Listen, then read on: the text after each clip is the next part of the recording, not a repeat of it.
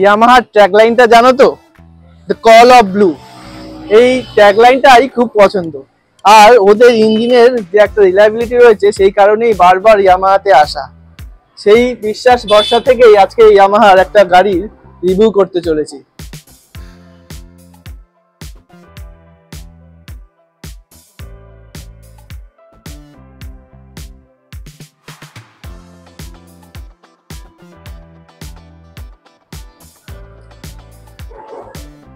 Yamaha FZS hybrid model.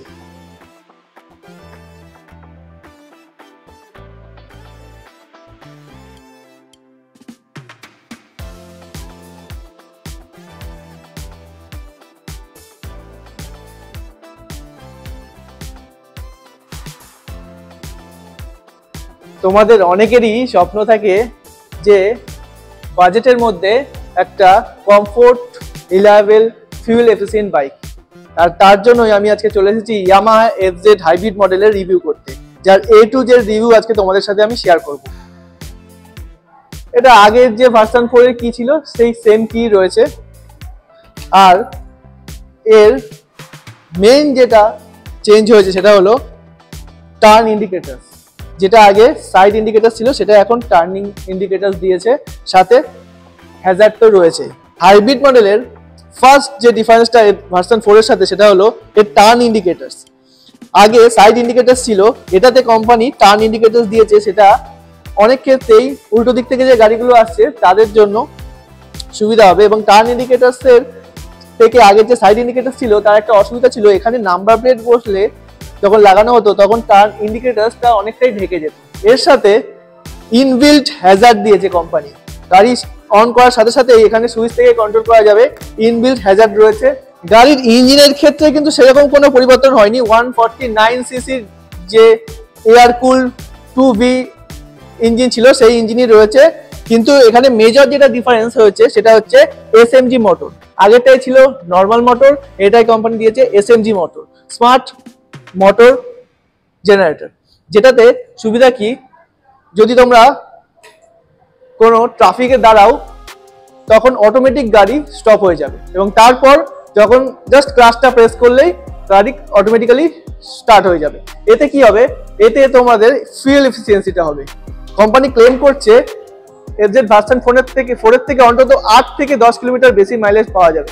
Company বলছে 60 kilometre per litre mileage আরামসে দিয়ে দেবে। ফ্রন্টে তোমরা দেখতে পাচ্ছ MRF এর টায়ার রয়েছে, 100/80 সেকশনের 17 ইঞ্চের অ্যালয় হুইল রয়েছে। আর সাসপেনশন যদি বলা হয় 41 mm এর টেলিস্কোপিক ফোর্ক সাসপেনশন রয়েছে। আর সামনের ডিস্ক রয়েছে 282 mm এর ডিস্ক রয়েছে উইথ ABS। তো এটা বলাই যায় যে মোর প্রিমিয়াম, বেটার মাইলেজ। গ্রাউন্ড ক্লিয়ারেন্সের কথা যদি বলতে হয়, এর গ্রাউন্ড ক্লিয়ারেন্স রয়েছে 165 mm এর গ্রাউন্ড ক্লিয়ারেন্স। তো কোনো রকম বাম্পার টাম্পারে কোনো রকম অসুবিধা হওয়ার কোনোই প্রশ্ন নেই।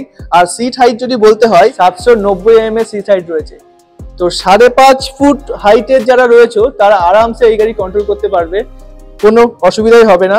আর পাওয়ারের কথা যদি বলা হয়, হ্যাঁ তোমরা বলতে পারো যে একটু আন্ডার পাওয়ার আছে 149 সেকশনের অন্য বাইকের সাথে যদি কম্পেয়ার করা হয়, এর যারা কম্পিটিটরস আছে তাদের সাথে, তাহলে এই বাইকে রয়েছে 12.2 bhp এর পাওয়ার উইথ 13.3 নিউটন মিটারের টর্ক।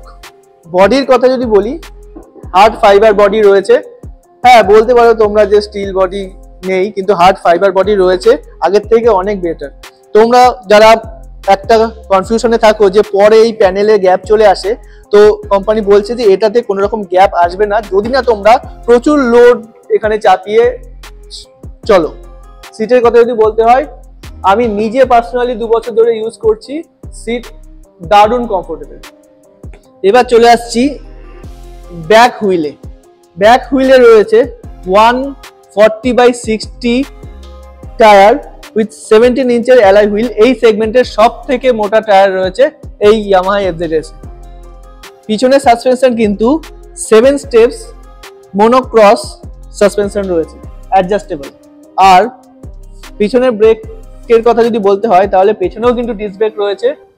আর সব থেকে বড় যেটা এই সেগমেন্টের কোনো বাইকে নেই সেটা হলো ট্র্যাকশন কন্ট্রোল, যেটা স্কিডিং এর থেকে বাইককে রাইডারকে অনেকটাই সেফ রাখবে। অনেক বাইকের দেখা যায় যে এই সারি গার্ডটা থাকে না, ইয়ামার এফজেডে কিন্তু সারি গার্ডটা অলরেডি কোম্পানি ইনস্টল করেই দিয়েছে। পিছনের গ্যাপ বেলের কথা যদি বলা হয়, সে যথেষ্ট স্ট্রং। পিছনেও কিন্তু এলইডি ইন্ডিকেটরস রয়েছে আর ব্যাকলাইটের সাথে। তোমরা এখানে এফজেড এর লোগো পেয়ে যাচ্ছ উইথ স্টিকারিং গ্রাফিক্স, আর এখানে ব্লু কোর হাইব্রিডের স্টিকারিং তো থাকছে।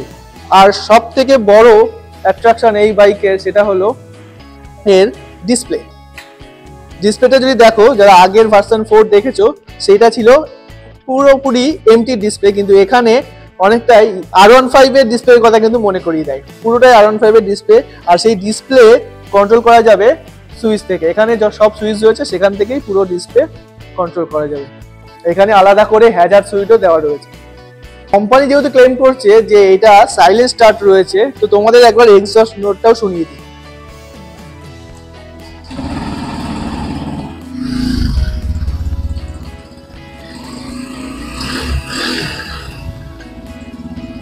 তো তোমরা শুনে বুঝতেই পারলে যে কতটা সফট, কতটা সাইলেন্ট সাউন্ড, আগেরটার থেকে অনেকটাই আলাদা। এই বাইকে কিন্তু E20 সাপোর্ট আছে। তোমরা E20 ইথিলিয়াম ফুয়েল যদি ভরো অনায়াসেই চলবে। আর এর ভার্সন রয়েছে BS6 এর OBD2 ভার্সন। হেডলাইটটা যদি তোমাদের দেখাই, এখানে দুদিকে সুন্দর দুটো ডিআরএল রয়েছে, যেটা সবসময় জ্বলবে স্টার্ট হওয়ার আগে। প্রাইসে এটাই সব থেকে বড় কিউরিওসিটি থাকে সবার, যে প্রাইস কত হতে পারে। তো ইয়ামাহা এই গাড়িটার এক্স শোরুম প্রাইস করেছে 1,47,200। 1,47,200 টাকায় তোমরা কি পাবে? Fuel efficiency, comfort, stylish bulky look আর রিলায়েবিলিটি।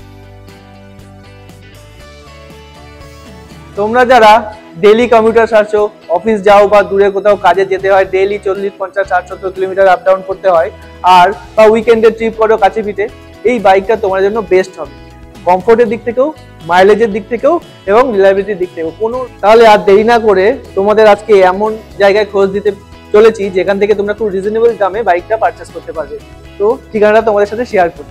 রানাঘাট থেকে চাকদা যাওয়ার পথে কৃষক বাজারের ঠিক অপোজিটে অবস্থিত হুইল মুভার্স রানাঘাট, যার ডিটেলস ভিডিও আমার ইউটিউব চ্যানেলে রয়েছে। ভিডিওটি ভালো লাগলে লাইক, শেয়ার এবং চ্যানেলটি অবশ্যই সাবস্ক্রাইব করে দিও।